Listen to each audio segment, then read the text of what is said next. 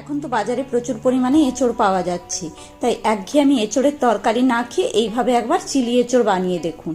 এর জন্য এঁচড়গুলোকে একটু ডুমো করে কেটে অল্প করে লবণ দিয়ে হালকা সেদ্ধ করে নেব। এরপর জল ঝরিয়ে ওর মধ্যে হলুদ গুঁড়ো, ঝাল লঙ্কার গুঁড়ো, কাশ্মীরি লঙ্কার গুঁড়ো, সয়া সস, আদা রসুন বাটা, ডিম এবং কর্নফ্লাওয়ার সমস্ত কিছুকে দিয়ে বেশ ভালো করে মাখিয়ে 1 থেকে 1.5 ঘন্টার জন্য রেখে দিতে হবে। এরপর কড়াইতে তেল গরম করে একে একে এঁচড়গুলোকে দিয়ে এপিট ওপিট করে একটু লাল লাল করে ফ্রাই করে তুলে নেব।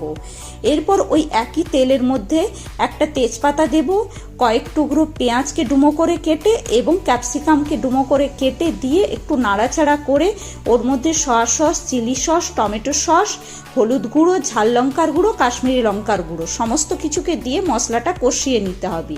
কষানো হয়ে গেলে আগে থেকে ভেজে রাখা এঁচড়টা দিয়ে দেব, অল্প পরিমাণে চিনি এবং গরম মশলার গুঁড়ো সমস্ত কিছুকে দিয়ে আবার ভালো করে একটু কষিয়ে নিতে হবে।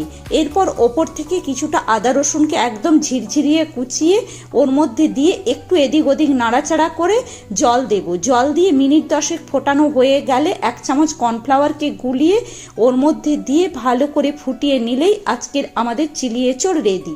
নামানোর আগে একটু বাটার দিয়ে দেবেন। আর যদি রেসিপিটি ভালো লাগে তাহলে পল্লবীর টুকিটাকি চ্যানেলটিকে লাইক, শেয়ার, সাবস্ক্রাইব করুন।